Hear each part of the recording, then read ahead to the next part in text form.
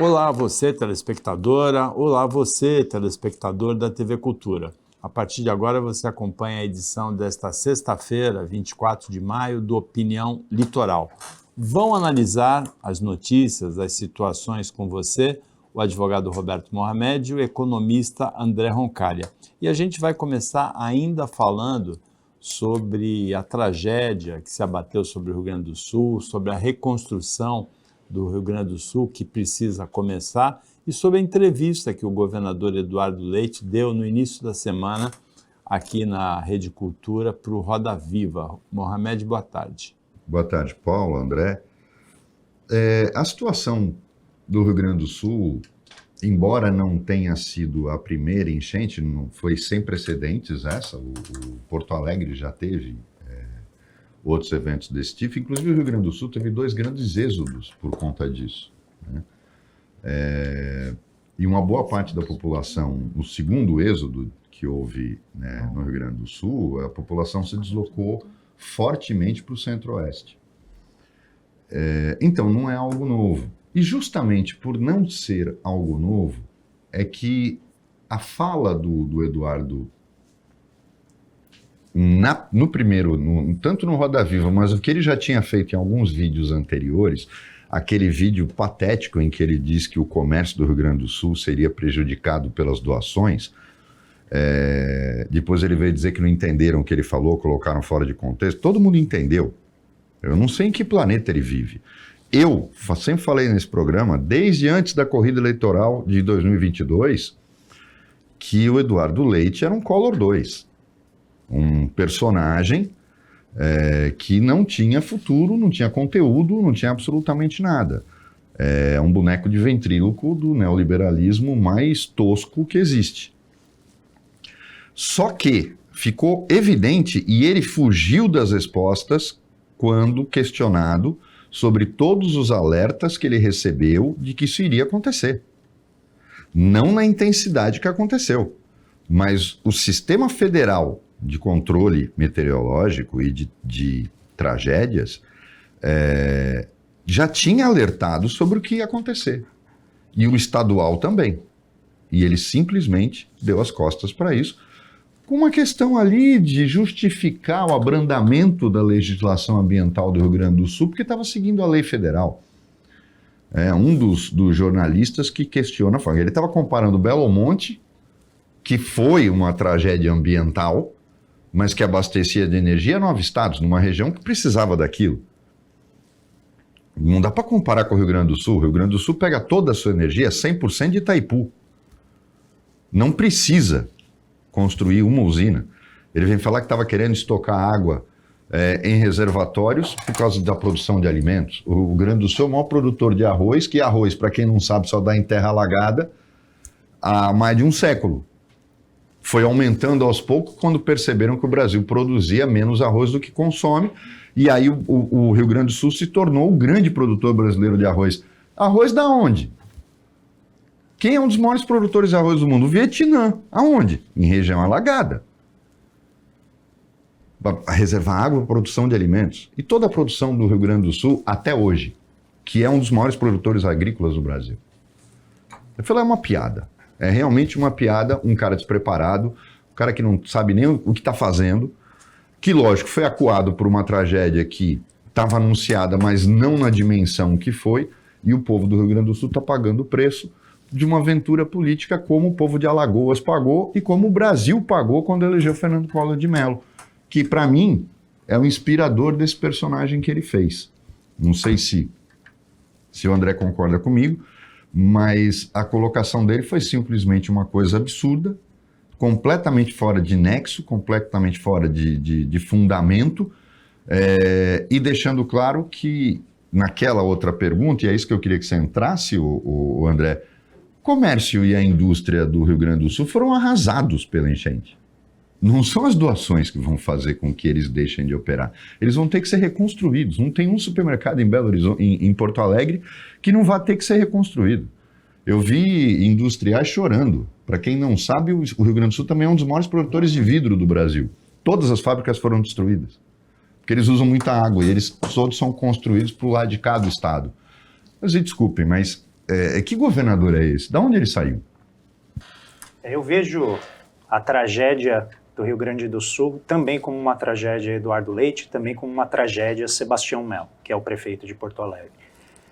É muito interessante ver como que o Eduardo Leite começou lidando com essa tragédia, sempre dizendo o seguinte: não é hora de apontar culpados, não é hora de politizar essa crise, que em geral é a fala de quem tem alguma culpa no cartório. Né? Então ele passou esse recibo imediatamente, porque assim que ele foi questionado sobre o desmonte da política ambiental do Estado, a reação dele foi dizer assim: não, mas dentro dessa mudança legislativa, a gente começou a premiar as pessoas, as famílias que cuidavam de áreas de preservação.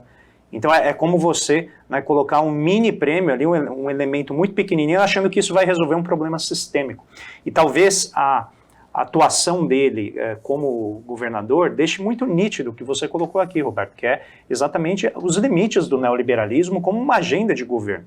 Pode servir muito bem para o mercado, pode servir muito bem para promover a atividade empresarial privada. Agora, quando a gente está falando de problemas coletivos, o que a gente está vendo é exatamente o resultado de anos de descaso com uma palavrinha chamada planejamento, anos de descaso com aquilo que é já visto há muito tempo, que é a crise climática, e que esse evento no Rio Grande do Sul foi apenas um soluço dessa crise, porque esses eventos extremos estão aumentando a sua frequência, estão aumentando a sua intensidade. Essa aqui é mais uma ocorrência que veio para ficar, e o que a gente viu foi a total inoperância dos políticos daquela região. Em particular, o prefeito Sebastião Melo de Porto Alegre, que vem desmontando sistematicamente a atuação do órgão municipal, né, o Departamento Municipal de Águas e Esgoto, numa série de contratos incrivelmente promíscuos com o setor privado, envolvendo inclusive ex-fiscais que se tornaram diretores da empresa que era beneficiada pelos contratos da prefeitura. Então existe ali um arranjo muito ruim no que diz respeito à gestão pública. Eu acho que esse caso deixa muito nítido um dos estados mais ricos do país, que é o Rio Grande do Sul, ficasse em 85% do seu território embaixo d'água. A gente está falando de centenas de municípios numa situação de calamidade intensa, e como você colocou, afeta a indústria, porque o Rio Grande do Sul produz componentes para vários estados do Brasil, em vários setores industriais, e fundamentalmente é um estado agrícola. E aí vem a pergunta: onde está o negacionismo de toda a base política do governador Eduardo Leite e do prefeito Sebastião Melo, né, agora nesse momento em que todo mundo está dizendo, olha, o clima está piorando, de repente eles se tornaram, né, defensores agora da tese de que existe efetivamente uma crise climática. Mas foi o negacionismo climático que nos trouxe até aqui, seja por meio da legislação local, no nível do Estado e no nível municipal, seja nos senadores que foram eleitos para votar o desmonte da política ambiental em Brasília. E os deputados também. E a gente está falando aqui de ninguém menos do que o ex-vice-presidente Hamilton Mourão, que vem atuando sistematicamente para desmontar a política ambiental no Brasil inteiro e também no Rio Grande do Sul. Então o resultado é o quê? Não é hora de apontar culpados, não vamos politizar essa crise. Quando indagado sobre por que não respondeu a todos os alertas que foram feitos por especialistas na área climática, ele simplesmente reagiu dizendo: a gente tinha outra agenda. E sabe qual que era essa agenda, Paulo? Equilibrar as contas. E aí voltamos novamente ao negacionismo econômico de Paulo Guedes e Bolsonaro. Eu posso equilibrar as contas com o povo vivo e eu posso equilibrar as contas com o povo morto. O Eduardo Leite, infelizmente, escolheu a segunda opção. E essa é uma das causas profundas dessa tragédia. O lamentável é que existem seguidores disso hoje, né? Você tem o Ronaldo Caiado, em Goiás, que também segue essa cartilha. A gente tem o Tarcísio aqui em São Paulo, que também segue essa mesma cartilha. O problema é o preço caro que se paga lá na frente, né? O planejamento deles é feito em cima de uma política. Você colocou bem, ele optou entre... você consegue equilibrar as contas com o povo vivo ou com o povo morto, né? A gente vai ter a chance aqui de falar no outro bloco sobre a questão da Argentina, que é mais ou menos a mesma coisa. As pessoas ficam olhando as contas e falam, olha como ele equilibrou as contas, que legal. Mas ninguém conta como é que tá o povo, como é que está a situação, o país, quando a gente se refere a pessoas. Para mim, o que importa é discutir a nação, não o país. O país tem contas, tem orçamento. E a nação?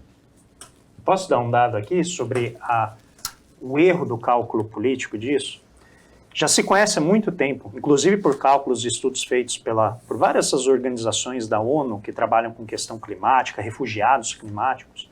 Cada R$1 que você gasta em prevenção, que você gasta em adaptação climática, que é essa palavrinha chamada planejamento, que é o que urbanistas fazem, que é o que quem trabalha na área ecológica sabe que tem que se fazer para preservar mananciais, preservar áreas que são muito importantes que se mantenham de maneira original. Cada R$1 que você gasta nisso, você economiza R$15 quando vem a tragédia. R$15.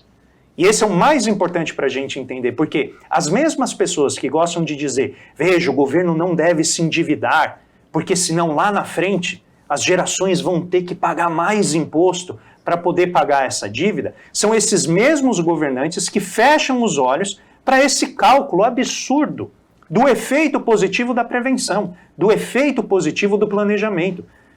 E o Eduardo Leite deixou muito claro que a agenda dele não era a prevenção. Eu acho muito didático, né, o jeito como ele colocou isso de maneira clara. Nós recebemos os alertas, mas o meu propósito na minha gestão era equilibrar as contas. E aí vem a pergunta, por que não equilibrar as contas protegendo as pessoas? Porque o resultado agora, qual que é? Vai faltar dinheiro, porque o Estado está destruído economicamente. E aqui a gente não está fazendo o cálculo da Faria Lima, que é assim, olha, quanto de lucro a gente perdeu. Não, a gente está falando da sobrevivência material das pessoas. As pessoas não têm como trabalhar, não têm como se locomover, as estradas estão fechadas, não existe energia elétrica, não existe abastecimento. E a gente pode entrar também nos efeitos de longo prazo disso, porque essa crise que é climática e é uma crise de uma enchente, ela se transforma numa crise sanitária.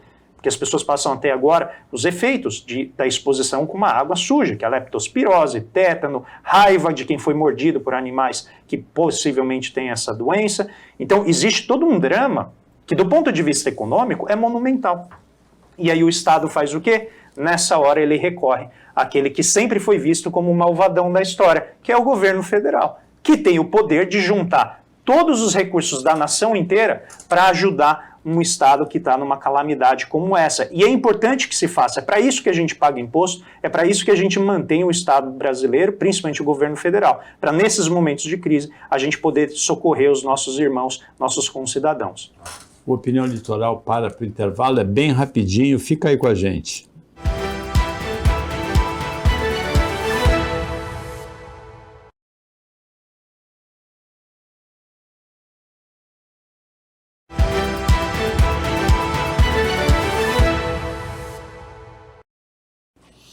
Voltando com o Opinião Litoral desta sexta-feira, participam Roberto Mohamed, advogado, André Roncalha, economista. Agora a gente vai falar um pouco sobre a reconstrução do Rio Grande do Sul, né?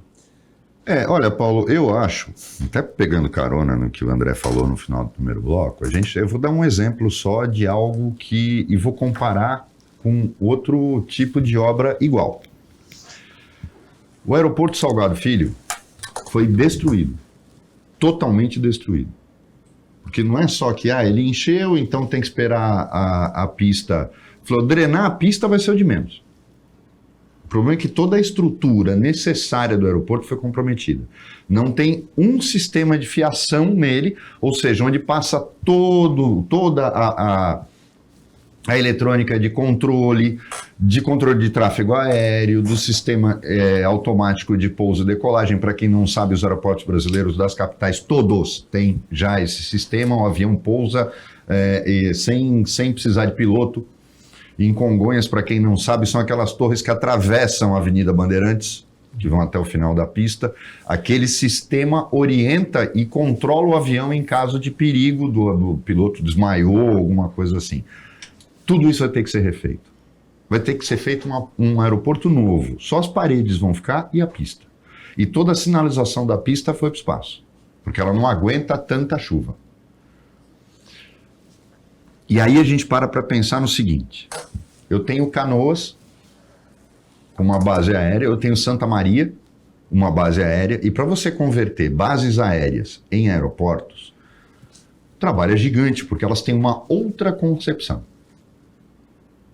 A base aérea é militar, ela tem uma outra concepção, até de controle de tráfego aéreo, teria que fazer gates, teriam que ser feita toda a estrutura nova, não é da noite para o dia. Ou seja, você tem um estado que perde o seu principal aeroporto. Para quem não sabe, o Porto de Rio Grande teve praticamente toda a sua área primária de operação destruída. Destruída. É um dos maiores portos brasileiros. Ele é hub com o Cone Sul. Então, quando o André fala de infraestrutura, e aí isso afeta fortemente Santa Catarina, por exemplo, porque além do sul, extremo sul de Santa Catarina, ter sido também afetado pela enchente, várias cidades ficaram isoladas e sofreram com as enchentes, óbvio que não no tamanho da tragédia no Rio Grande do Sul, mas Santa Catarina depende muito do Rio Grande do Sul. E o Rio Grande do Sul é o canal de escoamento de muita coisa que vem do Mercosul, Uruguai e Argentina, para ir de caminhão para Santa Catarina e para o Paraná, e que não estão podendo passar mais. Porque isso afetou também o comércio exterior por terra com os países do Mercosul, Paraguai, Argentina e Uruguai. Porque o Rio Grande do Sul é o canal. Eles estão tendo que vir só pelo Paraguai e pelo Paraná. Quanto tempo isso vai demorar? Se a gente for pensar que o Terminal 2 de Cumbica demorou 10 anos, 15 anos para ser construído, quanto tempo vai demorar para refazer o aeroporto Salgado Filho? E quanto tempo vai demorar, enquanto está refazendo o Salgado Filho, para preparar essas duas bases aéreas para se tornarem aeroportos? É só pensar nisso e ver o tamanho do estrago. Quantos anos vai demorar a recuperação do porto de Rio Grande? Paranaguá não aguenta. Paranaguá, que é no Paraná, não aguenta receber a carga que não vai poder mais descer para o Rio Grande. Não tem capacidade para isso. Vai ter que vir para o Porto de Santos. E aí? Como é que vai chegar lá? Tem toda uma logística de quando você faz uma importação numa rota de um navio mercante que vai parar em Rio Grande, é para abastecer aquela região. Se você joga esse navio, desvia esse navio para Santos, tendo vaga, e no caso tem, e o transporte daqui para lá? A quanto vai o frete? Vai ter gente feliz do lado de cá. Mas o problema dessa tragédia, e aí quando o André fala da prevenção, eu não acredito que... Porque eu vou comparar com outro país, André, que foi nos Estados Unidos aquela enchente terrível também que afetou Louisiana. Só que Louisiana é um pântano, é um estado pantanoso, como era a Flórida antes do Disney. Nem o governo americano imaginava que aquilo pudesse acontecer, porque o americano faz prevenção, e faz muita prevenção. Tanto que a defesa civil lá é extremamente organizada e voluntária. Não é que nem a nossa que presta concurso, tem aposentadoria, férias e tal. Nem eles estavam preparados para o que foi aquela tragédia. Então, ia acontecer, mesmo que se tomassem medidas preventivas no Rio Grande do Sul, sim, mas você já teria um plano de defesa civil montado, um plano de alerta montado. Eu acho que é a isso que você se refere. Mas a infraestrutura ia ser afetada de qualquer maneira. Então, o problema, na minha opinião, é que, como você fala, é criminoso quando você renega a prevenção. Até em saúde e educação isso acontece. Quando você não precisa fazer o cálculo que você fez da prevenção. Basta ver o custo disso em termos de saúde, por exemplo, o que está acontecendo lá. Se você minimiza, se você age antes, se você retira as pessoas, se você joga as pessoas, você tem um plano de ação, você corrige. Mas fica a pergunta, a gente nunca responsabiliza o governante canalha que faz isso. Porque foi isso que o Eduardo Leite mostrou. Que ele é um grande canalha. Não tem outra denominação. Vocês são mais educados que eu, mas não dá. O que o Eduardo Leite mostrou é que ele é um grande canalha. Bom, se a gente pensar em termos de reconstrução, eu acho que tem pelo menos duas camadas aqui. A primeira camada é a camada da reação, a camada do remédio, né, de remediar a situação que está colocada, e nisso eu acho que, pelo menos, ainda que dadas as possibilidades de prevenção que não foram tomadas, os governantes estão atuando de maneira que eu considero razoavelmente civilizada, republicana, ainda que haja esses elementos eleitorais, né, num ano eleitoral como que a gente está vivendo em municípios para este ano. Existe até a possibilidade de adiamento das eleições. Sim, né? porque a gente nem sabe ainda o tamanho do estrago, né, porque a água ainda não baixou. Né? A gente vê... Adiamento das eleições no Rio Grande do Sul. No Rio Grande do Sul, mas a gente já teve o adiamento daquele concurso, né, que foi conhecido como o Enem dos concursos, que o governo federal estava colocando mais de 7 mil vagas para várias áreas do país. Ele também teve de ser adiado por incapacidade do Estado de poder, né, promover esse concurso. Então a gente está falando de um estrago que nós não temos a dimensão ainda. Porque grande parte ainda de cidades, populações inteiras, elas estão embaixo d'água, elas estão em abrigos, não estão trabalhando, a economia do Estado está parada, e isso vai ter uma série de implicações, seja na inflação, né, dos alimentos, que já está nos incomodando, seja numa série de outros gargalos que vão aparecer ao longo do tempo. Então, a primeira reação, acho que foi muito importante e contrasta fundamentalmente com o que teria sido, no meu entendimento, se essa tragédia tivesse ocorrido 2 anos atrás. Se tivesse ocorrido 2 anos atrás, como aconteceu em Recife, que também já passou por esse processo, está reconstruindo em bases novas, é um excelente piloto para a gente avaliar ao longo do tempo, eu tenho certeza que o governo Bolsonaro teria tido uma atuação bastante diferente da que o governo Lula está tendo aqui. Para mim isso é indiscutível. Como seria a atuação dele? Eu tenho a impressão de que eles aplicaria a mesma lógica que foi aplicada no contexto da pandemia. O que é uma pandemia? É uma crise coletiva sistêmica, em que as pessoas não podem trabalhar, se paralisa a economia, e qual foi a reação dele? Cada um cuide dos seus. Ou seja, é o apagão do Estado como um instrumento de seguro, como um instrumento de resgate, e o deslocamento da responsabilidade para essa visão meio assim, o privado cuida de si mesmo. Eu não sei em que medida isso aconteceria, mas talvez a primeira reação, Paulo, fosse assim, veja, isso não tem nada a ver com a crise climática. Isso aí é um evento que está acontecendo de maneira localizada, como tem hoje bolsonaristas colocando. O próprio filho dele, senador da República, Flávio Bolsonaro, deixou isso claro. Isso aí não tem nada a ver com a questão, né, de queima de combustível fóssil em outro lugar, o que é claramente uma expressão de negacionismo climático.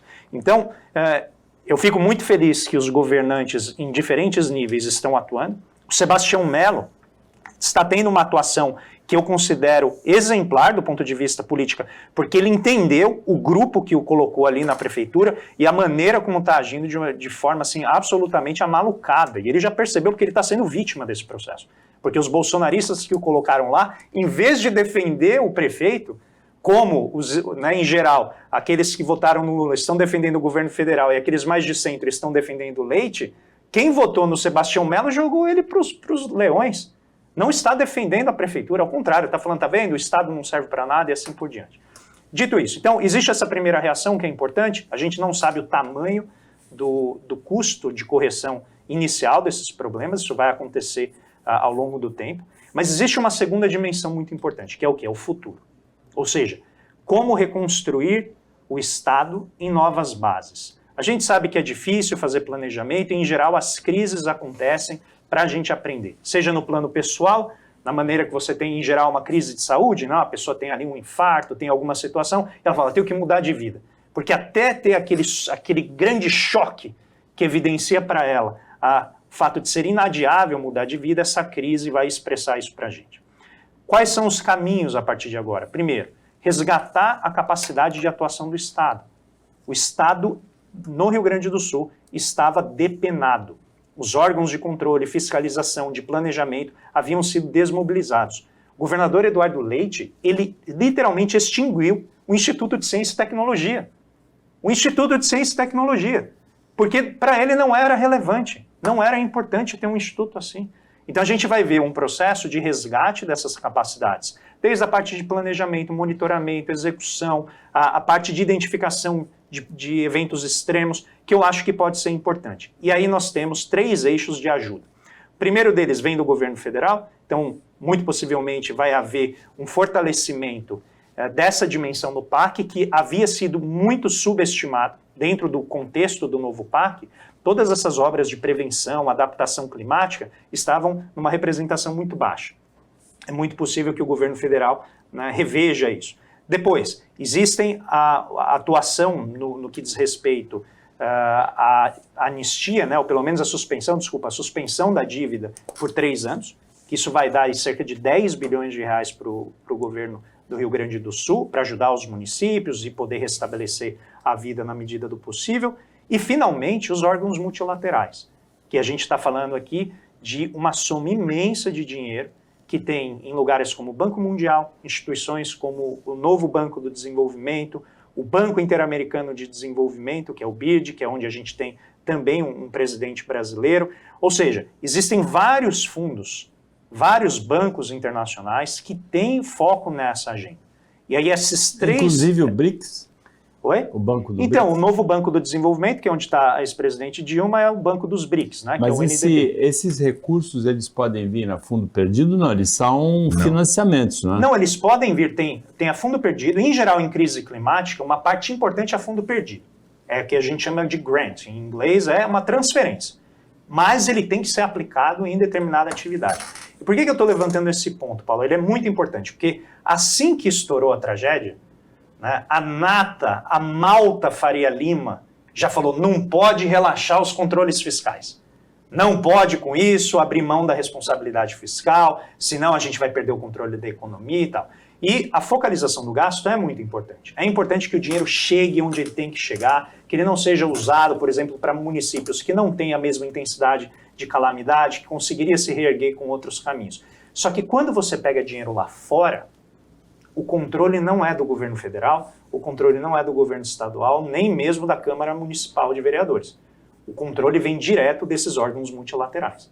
Então a gente está falando de um caminho muito importante para reerguer comunidades em novas bases, alinhadas ao projeto de transição verde, e que pode ajudar muito a conter, né, uma série de picaretagens que podem acontecer nesse caminho do dinheiro, porque a prefeitura que usar esse recurso precisa provar que ela está usando o recurso naquela atividade. Então, eu acho que é relevantíssimo que a gente discuta esses caminhos e há uma avenida aberta aqui para que essa crise dramática, essa tragédia no Rio Grande do Sul, ofereça pelo menos um piloto para a gente redesenhar a maneira como o nosso Estado, a nossa economia funciona. O Santista sabe disso muito bem, porque o dinheiro que veio de fora para o Santos Novos Tempos, que era um programa de drenagem na Zona Noroeste, teve que ser devolvido, porque não foi feito dentro do prazo e eles exigiram a devolução e acabou a festa. Então o Santista sabe muito bem o que é o controle desses organismos internacionais. E o pessoal, como nós não temos seriedade, eles têm. O Opinião Litoral para mais um intervalo e volta rapidinho para o último bloco.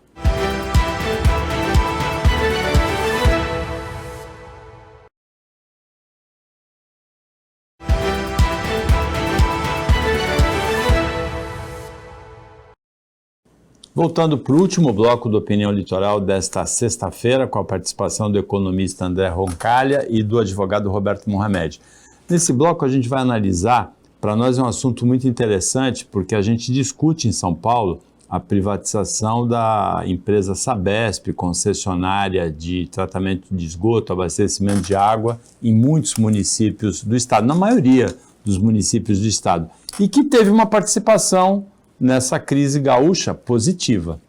Pois é. E aí eu fico perguntando, será que os macaquinhos do Tarcísio, esse pessoal bolsonarista que acha, eles repetem o que o governador fala como miquinhos amestrados? Sabe aquele que o cara rodava a manivela e mandava o macaco ir lá tirar a sorte da pessoa? Era papagaio, era macaco. Mas eles, no caso, simbolizam macaquinhos. Esquece de uma coisa, eu acho que não se faz essa pergunta. Será que se a Sabesp fosse privada, estava emprestando as bombas? Bombas que o Rio Grande do Sul não tem porque privatizou o sistema de água? Alguém se perguntou isso? Não. Os vereadores do Guarujá que aprovaram aí agora, fizeram que nem São Paulo, porque a pressão está grande. Todas as câmaras municipais, todas as prefeituras estão votando uma lei autorizando a aditar o contrato com a Sabesp para que, se ela for privatizada, continue. E das duas, uma, né? Ou não sabem ler e não estão lendo, ou são corruptos sem vergonha e estão, mesmo lendo, estão aprovando desse jeito. Porque os contratos são vergonhosos. O de São Paulo é vergonhoso, o do Guarujá foi vergonhoso. Eu espero que os de Santos, pelo menos, a votação seja apertada, porque ganhar vai, né? Ganhar vai. É o nível de safadeza.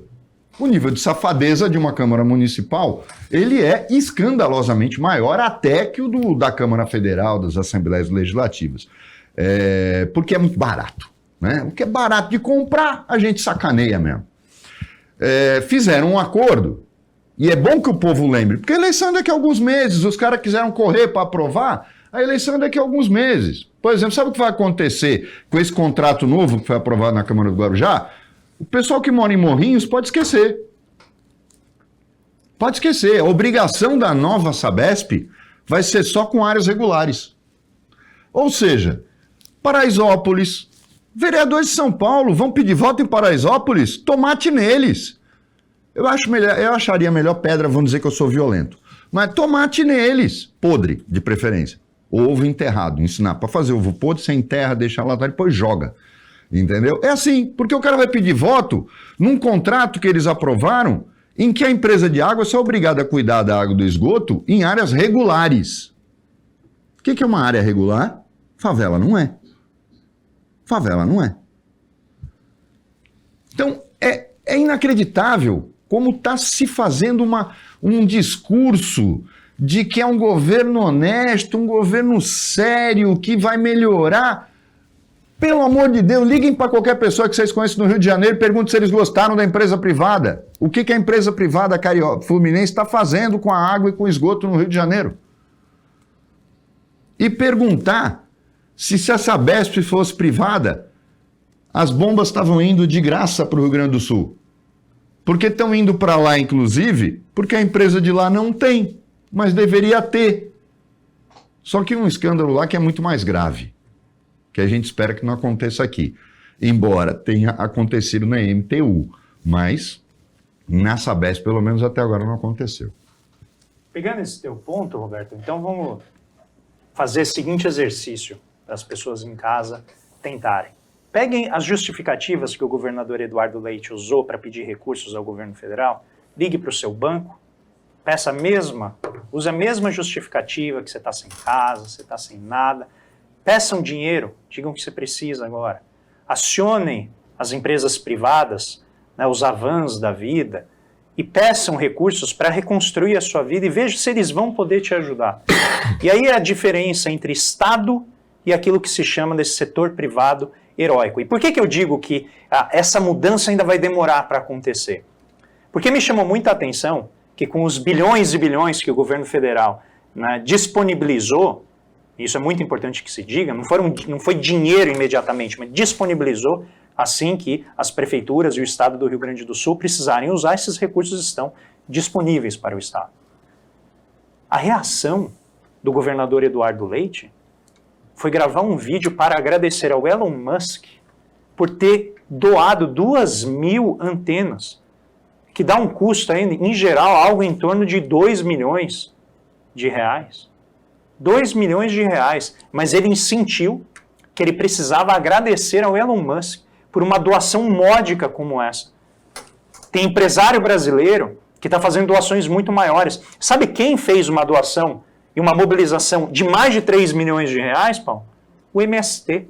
E as cozinhas solidárias do MTST. Levaram marmitas, enviaram comida, fizeram grandes campanhas de arrecadação.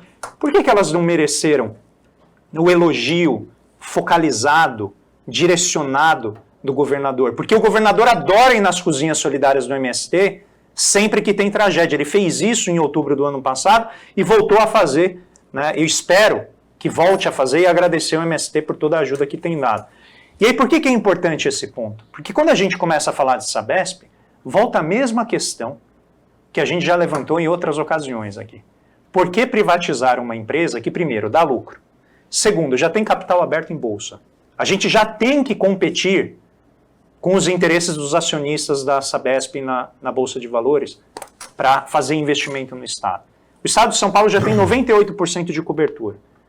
Pelo marco regulatório de saneamento, em 2030 tem que bater em 99%. A gente vai abrir mão do capital da empresa para aumentar 1% de cobertura? Esse 1% não pode ser feito com a atual estrutura que existe hoje? Com todos os efeitos importantes de manter a propriedade estatal dessa empresa, que está funcionando bem. Então note que esse privatismo, que parece ser uma espécie de infecção crônica que não sai do corpo político, ele parece ter dificuldade de assimilar e atualizar aquilo que a realidade está colocando para todas as sociedades. A privatização não é uma saída. E agora, Paulo, o Roberto ele levantou aqui dados de outros municípios, mas aqui no Brasil, para você convencer as pessoas, não dá para usar o Brasil, porque parece pouco. Então eu vou usar um país que é insuspeito de qualquer falta de capitalismo, é insuspeito de uma visão de Estado inchado, que é o Reino Unido. Sabe o que a Inglaterra está fazendo? Iniciando o processo de restatização do seu sistema de água e esgoto. Sabe quando que ela privatizou? Em 1990. 30 anos depois, as empresas que foram privatizadas, se segura na cadeira, Paulo, elas investiram 200 bilhões de libras. Sabe quanto que elas distribuíram em dividendos para os seus acionistas? 80! Quase metade do valor que elas investiram foi distribuído na forma de dividendos. E sabe o que aconteceu com o nível de endividamento? Ele era quase nulo. Ele passou de 70 bilhões. Ou seja, essas empresas se endividaram, coisa que essas empresas não tinham, dívida, para pagar dinheiro para os seus acionistas. Drenar as empresas de recursos. Qual foi o resultado? O povo britânico está incomodadíssimo com a qualidade da água, serviço péssimo, não tem para quem reclamar, porque é um monopólio, seja municipal, seja estadual, dependendo de como a empresa funciona, e o resultado é que essa insatisfação popular agora está levando a Inglaterra a pensar um processo de restatização. Mas se a Inglaterra não for suficiente, nos últimos 20 anos houve mais de 200 municípios na Europa que estão fazendo a restatização dos seus sistemas de água e esgoto. Ou seja, o mundo já percebeu que o neoliberalismo literalmente dá com os burros na água. Literalmente. Com perdão do trocadilho. E agora, a gente aqui no Brasil, com essa defasagem imensa, em vez de aprender com as experiências internacionais, a gente agora vai replicar com um atraso de 30 anos o erro que os europeus já cometeram para a gente poder aprender e evitar. E o Estado de São Paulo, infelizmente, vai liderar esse processo com a galhardia que o governador Tarcísio gosta de colocar como homem técnico, como homem firme, que quase quebra o martelo na hora de fazer o lançamento de ações em bolsas de valores. Eu gostaria de ver toda essa coragem em fazer a empresa funcionar bem e atingir a meta que o marco do saneamento prevê. Basta a gente ver que, por exemplo, o governador de São Paulo, que quando foi eleito ainda achou que ia conseguir realizar o sonho dele de privatizar o Porto de Santos, que a gente combateu aqui durante todo o governo Bolsonaro, porque não tinha sentido, né? Não tinha como defender aquele projeto de privatizar a autoridade portuária, até porque não tinha exemplo de autoridade portuária privatizada que tenha dado certo em qualquer lugar do mundo, porque até Nova York a autoridade portuária é pública. Estamos falando do capitalismo americano. Mas agora é muito engraçado, ele começou comparando com o Rio de Janeiro. Como ele viu que começaram a trazer os números do Rio de Janeiro e a comparação não ia ser legal, ele agora compara a privatização da Sabesp e a suposta melhoria com a telefonia. Telefonia, governador, tem concorrência. Se eu não gosto da Telesp, da Vivo, eu vou para Claro. Se eu não gosto da Claro, eu vou para TIM, eu vou para o Raio que eu parta. Na internet, a mesma coisa. Por que o senhor não usa como exemplo a energia elétrica? Eu acho que seria mais legal, governador. Sabe por quê? Porque eu não conheço até bolsonarista. Até bolsonarista. Porque não tem povo na Riviera de São Lourenço, por exemplo, aqui perto. Né? Nós estamos falando de elite. Pergunte se eles estão satisfeitos com a Electro. Pergunte se o pessoal em São Paulo está satisfeito com a Enel. Nem o senhor. Nem o senhor, porque no ano passado o senhor falou que ia aplicar multa em cima da Enel. Por que o senhor não fala do exemplo da distribuição de energia? Sabe por quê, governador? Porque é igualzinho a Sabesp, não tem concorrência. Você não pode privatizar o que não tem concorrência. Você está transferindo o monopólio estatal para o monopólio privado. Só que o monopólio privado ia dar uma banana para o povo do Rio Grande do Sul, a não ser que falou, olha, governador, é o seguinte, se eu quer mandar as bombas para lá, você vai ter que me pagar um aluguel. Senão não ia mandar. Vocês prestaram atenção nos números que o André deu? Essa empresa que investe 200, que tem uma margem de lucro de 15 a 20% de sua receita bruta. Se 15 a 20% de sua receita bruta deu 80 bilhões para os seus acionistas, isso é lucro. Nós estamos falando de 20% da receita bruta. O investimento que ela fez foi com o dinheiro que ela mesma arrecadou. Ela não botou 200 bilhões. Faz uma conta simples, meu amigo. Se eu distribuo 80 e ele é 1/5 da minha receita bruta total, é porque ela foi de 400. Eu pedi 70 emprestado, então 470. Eu investi 200, eu não investi nada. Era esse o capitalismo da Margaret Thatcher. O Paulo Guedes tem um pôster dela na sala dele. É isso? Tá aí a herança agora. Agora, eu vou voltar e quero que vocês... Vamos terminar o programa com essa pergunta para vocês. As bombas que estão fazendo um trabalho maravilhoso, estão recuperando, tem cidade que está começando a operação de limpeza graças às bombas da Sabesp. A empresa privada do governador Tarcísio ia mandar para lá num gesto de solidariedade? Não, porque a empresa privada só tem solidariedade para pagar propina para político corrupto e safado. A opinião chega ao final. A gente agradece a participação do Roberto Mohamed, do André Roncalha, o trabalho da equipe técnica daqui do Sistema Costa Norte de jornalismo e a você que acompanhou a gente mais essa edição. Até segunda-feira, nesse mesmo horário, depois do Jornal Litoral, e um ótimo final de semana para você que você merece.